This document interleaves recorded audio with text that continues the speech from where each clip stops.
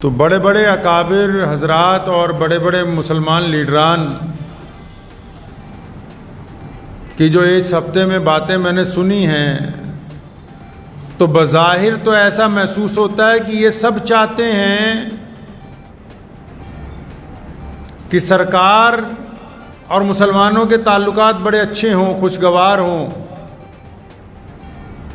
और मुल्क में अमन, आपसी भाईचारा, प्यार और मोहब्बत की फ़िज़ा जो है वो आम की जाए। हर एक बंदा इज़्ज़त और वक़ार के साथ ज़िंदगी गुजारे। बज़ाहिर तो इनकी बातें ऐसी ही लगती, लेकिन बहुत सारे दरमियान में ऐसे हैं कि इनकी ज़ाहिरी बातें और बातनी बातें दोनों आपस में मेल नहीं खाती। ये बात ठीक है कि सब ये कह रहे हैं कि इत्तफाक होना चाहिए, प्यार होना चाहिए, मोहब्बत होना चाहिए और अपना अपना फार्मूला जो है वो पेश कर रहे हैं।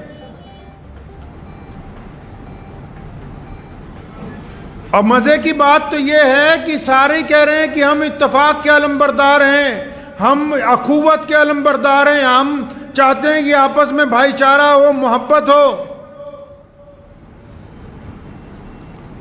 कमाल की बात यह है कि ये जितने मुसलमानों के लीडर हैं बार बार कहते हैं भी हम चाहते हैं कि मुसलमान एक प्लेटफॉर्म पे हों, लेकिन इनका किरदार ये नहीं बात करता है। हैरत तो तब होती है ना कि कहते कुछ हैं, करते कुछ हैं। ये तो समझ आ गया कि ये कौम को बता रहे हैं कि हमारे पेट में बड़ा दर्द है, तुम्हारी तकलीफ महसूस कर रहे हैं।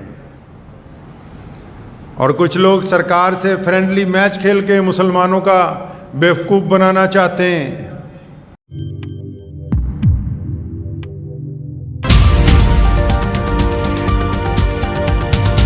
तो बड़े बड़े अकाबिर हजरात और बड़े बड़े मुसलमान लीडरान की जो इस हफ्ते में बातें मैंने सुनी हैं, तो बज़ाहिर तो ऐसा महसूस होता है कि ये सब चाहते हैं कि सरकार और मुसलमानों के ताल्लुकात बड़े अच्छे हों, खुशगवार हों और मुल्क में अमन, आपसी भाईचारा, प्यार और मोहब्बत की फ़िज़ा जो है वो आम की जाए। हर एक बंदा इज़्ज़त और वक़ार के साथ ज़िंदगी गुजारे। बज़ाहिर तो इनकी बातें ऐसी ही लगती, लेकिन बहुत सारे दरमियान में ऐसे हैं कि इनकी ज़ाहिरी बातें और बातनी बातें दोनों आपस में मेल नहीं खाती। ये बात ठीक है कि सब ये कह रहे हैं कि इत्तफाक होना चाहिए, प्यार होना चाहिए, मोहब्बत होना चाहिए और अपना अपना फार्मूला जो है वो पेश कर रहे हैं। और मज़े की बात तो ये है कि सारे कह रहे हैं कि हम इत्तफाक के अलंबरदार हैं, हम अखुवत के अलंबरदार हैं, हम चाहते हैं कि आपस में भाईचारा हो, मोहब्बत हो। कमाल की बात यह है कि ये जितने मुसलमानों के लीडर हैं बार बार कहते हैं भी हम चाहते हैं कि मुसलमान एक प्लेटफॉर्म पे हों, लेकिन इनका किरदार ये नहीं बात करता है। हैरत तो तब होती है ना कि कहते कुछ हैं, करते कुछ हैं।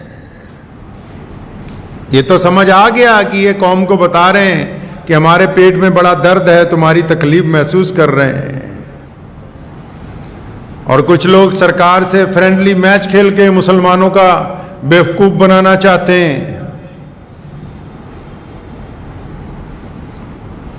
जिससे मिल लो कि हम तो अखुवत चाहते हैं, हम इत्तफाक चाहते हैं, हम चाहते हैं कि तमाम हज़रात एक ही सफ़ में खड़े हो जाएं, लेकिन हम चाहते हैं कि हमारी जमात अलहदा हो, हमारे मेंबरान अलहदा हो, हमारी मीटिंग अलहदा हो, हम अपना प्रोग्राम अपनी सदारत में करेंगे।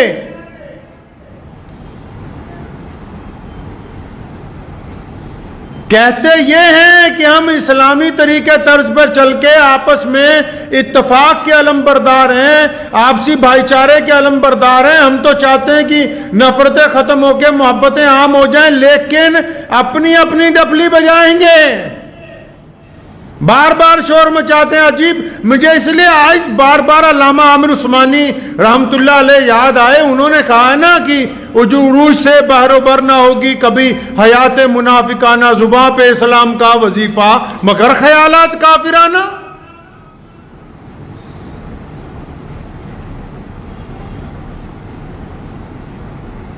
कहा ना उन्होंने, आमिर उस्मानी ने फिर एक जगह की कि चमन के वो खुद परस्त माली जिन्हें खिज़ां रास आ गई हो। चमन के वो खुद परस्त माली जिन्हें खिज़ां रास आ गई हो। जिन्हें उर्दू समझ नहीं आ रही पूरी, मैं उनको इस शेर का मतलब पहले समझा दूं, फिर गुफ्तगू आगे करूंगा। आमिर उस्मानी कहते हैं कि चमन का ऐसा जो बागीचा है ना, उसका कोई ऐसा माली जिसे उजड़ा हुआ बागीचा रास आ गया हो। मालिकों को कहा हो कि बस दरख्तों को कीड़ा लग गया, अब तुम्हारे काम का नहीं। मालिक भी कहते कोई बात नहीं, ये उजड़ा हुआ बगीचा पड़ा रहे, लेकिन उसको अपने हिस्से का इतना फल, अपने हिस्से का इतना शहद, अपने हिस्से की इतनी चीजें मिल रही कि उसका घर आराम से चल रहा है। चमन के वो खुद परस्त माली जिन्हें खिज़ां रास आ गई हो, वो क्यों कर ये दुआ करेंगे चमन में फसले बहार आए। चमन के वो खुद परस्त माली जिन्हें खिज़ां रास आ गई हो, वो क्यों कर ये दुआ करेंगे चमन में फसले बहार आए। मताए गुलशन कुछ ऐसी बांटी मेरे वफादार दोस्तों ने, न उनके दामन में फूल पहुंचे न मेरे दामन में खार आए। नारा वहदत का है लेकिन जमातें अलहदा अलहदा हैं। नारा इत्तफाक का है लेकिन स्टेज अलहदा अलहदा है। नारा कौम को एक जगह इकट्ठा करने का है, लेकिन जमातें दिन ब दिन नई से नई बनाई जा रही हैं। तो फिर ये क्या तमाशबीनी नहीं तो क्या है? जिस दीन ने वहदत की बात तौहीद से शुरू की हो कि एक अल्लाह की इबादत, एक रसूलुल्लाह की इताअत, एक कुरान पाक की तो फर्मा बरदारी, एक किबले की तरफ मुंह करके अदायगी, एक सब में खड़े होकर आपस में इत्तेफाक और मोहब्बत का पैगाम देना।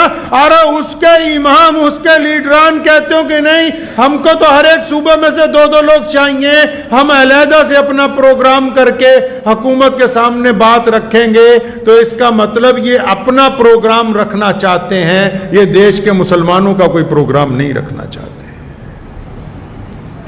ये अपना रखना चाहते हैं।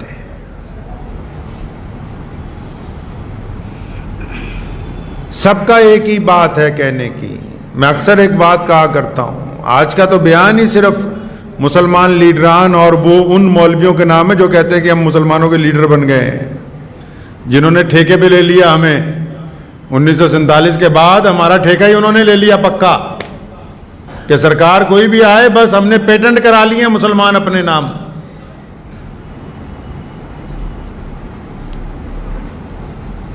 बार बार एक बात दोहराई जा रही है कि हम चाहते हैं कि इत्तेफाक भी हो, इत्तेहाद भी हो, मामलात भी खुशगवार भी हों, इज्जतें भी हों, लेकिन हों किसके मुताबिक? नमाज किसके मुताबिक पढ़ी जाएगी? कुरान पाक अगर पढ़ा जाता है तो उसका लबो लहजा कैसा होना चाहिए? ज़कात अगर देनी है तो उसका मियार कौन तय करेगा कितनी होनी चाहिए? हज अगर अदा करना उसके अरकान कौन तय करेगा कि हज के अंदर कौन से अरकान होने चाहिए? अगर ये सारी बातें सिर्फ मोहम्मदुर रसूलुल्लाह सल्लल्लाहु अलैहि वसल्लम तय करते हैं, तो फिर हमें मैदान सियासत में अहले ईमान को कैसा चलना है ये भी मोहम्मदुर रसूलुल्लाह सल्लल्लाहु अलैहि वसल्लम ही तय करेंगे। ये भी अल्लाह का कुरान और मोहम्मदुर रसूलुल्लाह सल्लल्लाहु अलैहि वसल्लम का फरमान तय करेगा। 3 तबके हैं हमारे यहाँ। पहला तबका दीनदार लोगों का है, अल्लाह वालों का है, बड़े बड़े बुजुर्गों का, जिनका अपने प्रोग्रामों में बार बार ये कहना है कि हम दीनदार नहीं रहे इसलिए इज्जत हमारे हाथ से निकल गई। हम दीनदार नहीं रहे, हम इस्लाम के पाबंद नहीं रहे, इज्जत हमारे हाथ से निकल गई, परेशान हैं हम। अच्छा जी, तो हम दीनदार बन जाते हैं। अब दीनदार जब बन जाते हैं अच्छी तरह, तो बाहर जब मसला होता है मस्जिद से कोई, तो ये दीनदार तबका कहता है भाई मैं तो नहीं जाऊंगा वहां। तो भाई तुम तो कह रहे थे कि अगर मुकम्मल दीनदार बन जाएंगे तो बोले इज्जत वाले बन जाएंगे, हर मामला दुरुस्त हो जाएगा। ये क्या बात हुई कि बाहर अगर जरा सा कोई मसला हो गया तो तुम कहते हो कि नहीं अब मेरा काम नहीं है, मैं तो बस तुम्हें तस्बीहात बता सकता था, चिल्ला लगवा सकता था, तुम्हारा सर पे हाथ फेर के दुआएं दे सकता था। अच्छा, आप तो कहते थे कि अगर दीनदार बन जाएंगे तो बड़ी इज्जत और शान और शौकत हो जाएगी, लेकिन पता लगा कि जब पूरा वक्त ही दीन के अंदर लगा दिया तो जब बाहर निकले तो फिर किसी आला अफसर से बात करने की भी जरूरत इनमें नजर नहीं आई। दूसरा तबका मुसलमान दानिश्वरों का, चाहे वो अलीगढ़ के हों, चाहे जामिया मिल्लिया इस्लामिया के हों, चाहे वो लखनऊ के हों, जिनका ये रोना है पिछले 70 साल से कि आला तालीम होनी चाहिए, आला तालीम। हम पढ़े लिखे नहीं हैं इसलिए समाज से पिछड़ गए, हमारे के अंदर तालीम की कमी है, हमारी कौम में हम माशरे से पिछड़ गए हैं। कोई प्रोग्राम देख लो उनका, बस उनको इस बात पे गुरूर है कि हम बहुत पढ़े लिखे हैं, लेकिन समाज पढ़ा लिखा नहीं रहा, हम इनको पढ़ा लिखा बना। अच्छा भाई, पढ़ लिख जाते हैं, बताओ क्या करना है। अरे नहीं, आप पढ़िए लिखिए, आईएएस बनिए, आईपीएस बनिए, बन गए जनाब। आपने जो कहा हमने उस मैदान के अंदर बेशुमार लाखों बच्चे अपने लगा दिए, जिनको तालीम याफ्ता बनाया, डॉक्टर बनाया, इंजीनियर बनाया, बिल्कुल एलएलएम करके जजों की कुर्सियों पे बिठा दिया, अफसरान बड़े बड़े बना दिए। तो फिर इन्होंने कौम का क्या सवारा। जब ये सब कुछ बन गए तो कहने लगे नहीं जी, हम तो अपने मंत्रालय के जो मंत्री साहब हैं उनके अधीन हैं, हम आपकी कुछ खुल के मदद नहीं कर सकते। तो पता लगा ये दूसरा तबका जो रोना रोता था, ये भी ये जो हमें समझा रहा था कि तुम पूरा वक्त ही पढ़ाई में लगा दोगे तो फिर तुम्हें इज्जत मिल जाएगी, लेकिन नहीं, जब ये भी पढ़ के किसी बड़ी कुर्सी पे बैठे तो ये किसी के मातहत हो गए, इज्जत फिर नहीं दिलवा सके। तीसरा तबका मुसलमान व्यापारियों का है, वो जो बड़े इंडस्ट्रियलिस्ट हैं, अच्छे हैं, उनको बोलो जी, उनका भी अपने जो उनके प्रोग्राम होते हैं उनका रोना है। अरे यार, ये काम ही नहीं करते, निठल्ले, ये मेहनत ही नहीं करते, ये तो कारोबार बेहतरीन करें,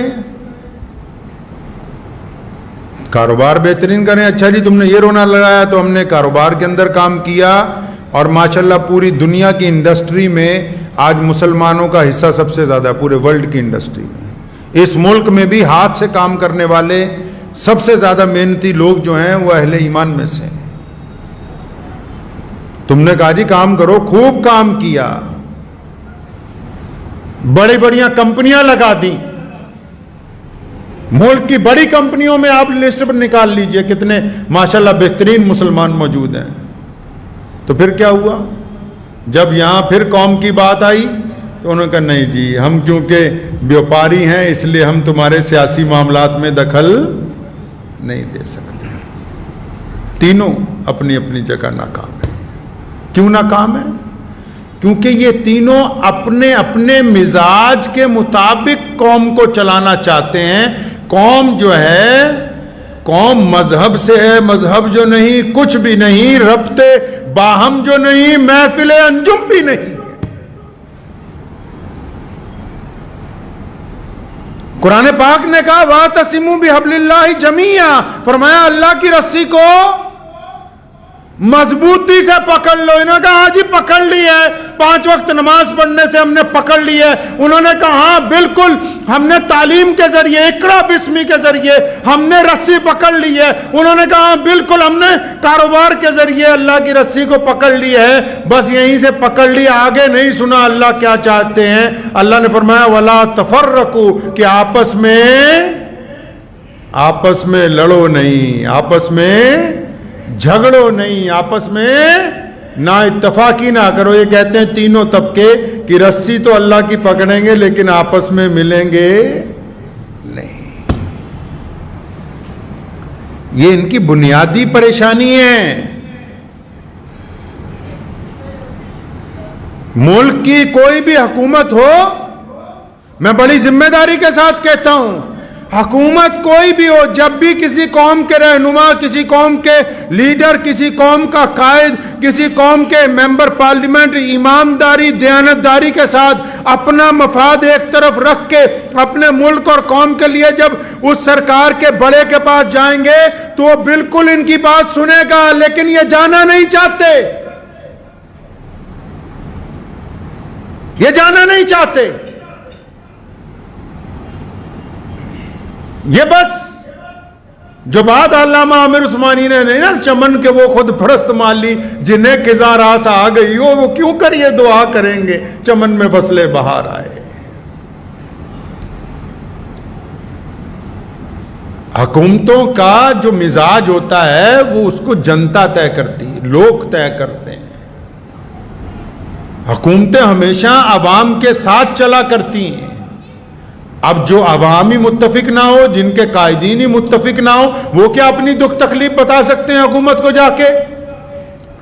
मैं कहना तो नहीं चाहता था, लेकिन फिर भी दोहरा रहा हूं अपनी इस बात को कि अभी पिछले हफ्ते दारुल देवबंद की छांव में एक जमात ने अपना बहुत बड़ा प्रोग्राम किया और उसमें पूरे मुल्क की, इधर की उधर की, फलां की तलां की बातें करते रहे, लेकिन उन करारदादों के अंदर कहीं एक लफ्ज ये नहीं लिखा कि हमारी कौम में एक बुजुर्ग बंदा है, हमारी कौम में एक शरीफ आदमी है, हमारी कौम का एक दाई है जिसका नाम मौलाना कलीम सिद्दीकी है, जिस पर मुकदमा झूठा पड़ गया। हुकूमत को एक दफा इस इजलास के अंदर एक दफा इन मौलवियों ने करारदाद पेश करके हुकूमत को नहीं कहा कि हमारी बात सुननी चाहिए, हमारे साथ ज्यादती हुई है।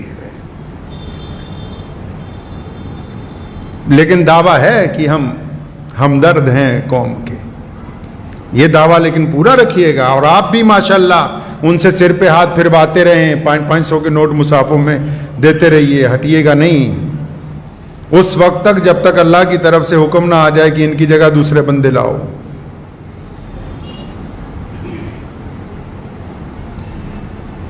कायद वो होता है जो अहले इक्तदार के सामने, जो हुक्मरानों के सामने अपनी कौम के दुख दर्द को रख सके। चमचों और लीडरों में फर्क होता है। हुकूमत को चमचों की जरूरत नहीं होती।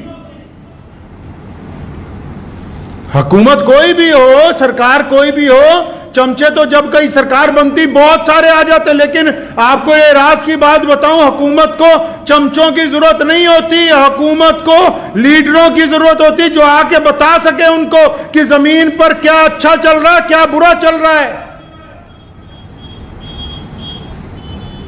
तुम यार बात करते हो, ईमान की बात करते हो, अपनी देश की मिट्टी की बात करते हो, प्यार और मोहब्बत की, लेकिन जमीन से ऊपर आसमान के नीचे दरमियान की ऐसी बात करते हो ना जहां हमारे पल्ले पड़ रही, ना सरकार के पल्ले पड़ रही है।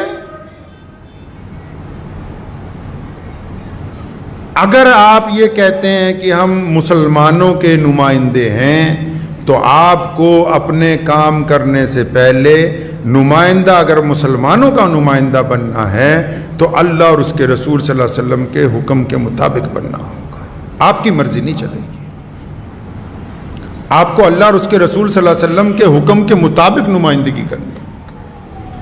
तो आज बस जुमे में इरादा पहले था कि प्यारे नबी हज़रत मोहम्मद रसूलुल्लाह सल्लल्लाहु अलैहि वसल्लम की सीरत के कुछ और वाक़यात पेश करूँगा, लेकिन गुज़िश्ता एक हफ्ते से लगातार यही बयानात सुन रहा था तो दिल में आया कि कम से कम अपनी कौम के जो बड़े हैं उनको गुजारिश ही कर दूं कि हज़रत अगर आप वाकई इत्तफाक की बात करते हैं तो हमें तो आप सारे के सारे बड़े अकाबिर हजरात, जितने बड़े अकाबिर उलमा हैं, जितने बड़े अकाबिर मुसलमान लीडरान हैं, हमने तो इनको अभी तक एक स्टेज के ऊपर नहीं देखा है। हमने इनको एक स्टेज पे नहीं देखा। ये बातें इत्तफाक की तब होती हैं जब अमली तौर के ऊपर इसका नतीजा किया जाए। प्यारे नबी हज़रत मोहम्मद रसूलुल्लाह सल्लल्लाहु ताला अलैहि वसल्लम ने हमें ये दर्स दिया है। आप सल्लल्लाहु अलैहि वसल्लम ने ये बात समझाई है हमें कि आपस में ना इत्तफाकी ना करें। मुसलमानों को तो रसूलुल्लाह सल्लल्लाहु अलैहि वसल्लम ने ऐसी बातें अता फरमाई जो पूरी दुनिया के लिए फ़ायदेमंद है, पूरी दुनिया के इंसानों के लिए मोहब्बत की अलम बरदार हैं, पूरी दुनिया के इंसानों के लिए फलाह बहबूद के अलम बरदार हैं, पूरी दुनिया में जुल्म और सितम के खात्मे के लिए, पूरी दुनिया के मजलूमों की मदद के लिए फ़ायदेमंद हैं। और ये इतने कमज़ोर हैं कि हुज़ूर सल्लल्लाहु अलैहि वसल्लम की शान में बेअदबी हो तो उस पर भी कुछ नहीं बोलते, जबकि इनको पता है कि पूरी कायनात में मुसलमानों को अपनी जान से, माल से, हर शय से ज्यादा अगर कोई कीमती हमारे नजदीक है तो सिर्फ और सिर्फ हजरत मोहम्मद रसूलुल्लाह सल्लल्लाहु ताला अलैहि वसल्लम की ज़ात गिरामी। मैं हुकूमत को भी बताना चाहता हूं कि ये बोलें या ना बोलें, हम आपको भी बताना चाहते हैं, मुसलमानों को तमाम बातें मंजूर हो सकती हैं, प्यारे नबी हज़रत मोहम्मद रसूलुल्लाह सल्लल्लाहु अलैहि वसल्लम की शान में बेअदबी मंजूर नहीं हो सकती है। तो इसलिए आप तमाम हज़रात से गुजारिश है जो जिस इलाके में रहते हैं कि जो मुसलमान लीडर, जो मुसलमान मौलवी इत्तफाक की बात करे तो पहले उसके किरदार में देखें कि क्या वाकई इसमें कोई इत्तफाक वाली बात है भी कि नहीं है। अगर ये मसलक के अंदर ना इत्तफाकी में फंस गया, अगर ये ज़ात व बिरादरी में ना इत्तफाकी में फंस गया, जो अपने घर में एक जमात के दो टुकड़े करके बैठे हो वो इत्तफाक की बात करते हैं, जो मसलक की बुनियाद पर दूसरे को गैर मुस्लिम करार दे दें वो भी इत्तफाक की बात करते हैं। हैरत अंगेज गुफ्तगू है इन हजरात की, जिनको जिम्मा दिया गया कि हम आपको अपना इमाम बनाते हैं, आपको अपना कायद बनाते हैं, तो वो सिर्फ दावतें उड़ाते हैं, वो दुख दर्द की बात ही नहीं करते, वो परेशानी की बात ही नहीं करते। बंदा वही है जो दुख दर्द के अंदर दूसरे की तकलीफ को समझे। घर का बड़ा तो उसी को कहते हैं ना जी, हर बंदा उसके पास जाता है, अपना दुख बताता है, तकलीफ बताता है। और जब घर बहुत बड़ा हो, जो ये मुल्क भी एक घर का दर्जा रखता है, अगर ये मुल्क इतना बड़ा है और इस घर का जो बड़ा है उसके पास कोई बंदा पहुंचे ही ना अपनी कौम का दुख दर्द लेने के लिए, दूर दूर ही शोर मचाता रहे, अखबारों के अंदर ही शोर मचाता रहे, तो मैं ये समझता हूं फिर वो बंदा अपनी कौम का बड़ा हो नहीं सकता। इसलिए मुसलमानों से गुजारिश है कि अगर आप बार बार आपको धोखा खाने की आदत ही पड़ गई है तो फिर ये धोखा आप ही को मुबारक हो। जो लोग बार बार एक सुराग से डसे जाते हैं, मोहम्मद रसूलुल्लाह कहिए सल्लल्लाहु, जोर से सल्लल्लाहु सल्लल्लाहु। बड़ी प्यारी बात है जो आपको बताने लगा हूं। मोहम्मद रसूलुल्लाह सल्लल्लाहु अलैहि वसल्लम ने फरमाया, जो एक सुराग से, सुराग एक है ना, जो एक सुराग से बार बार डसा जाता हो वो ईमान वाला हो नहीं सकता। दुआ कीजिए अल्लाह ताला मुझे भी आप सबको इन बातों पे अमल की तौफीक अता फरमाए। आपसे निवेदन है कि आप हमारे चैनल को सब्सक्राइब जरूर कीजिएगा ताकि आपको वो खबरें पहुंचती रहें जिनको गोदी मीडिया नहीं दिखाता है, वो हम आप तक पहुंचाने की कोशिश करते हैं। फिलहाल इस वीडियो में इतना ही, हमें दीजिए इजाज़त। आगे फिर मुलाकात होगी आपसे किसी ऐसी खबर के साथ, तब तक के लिए जय हिंद, धन्यवाद।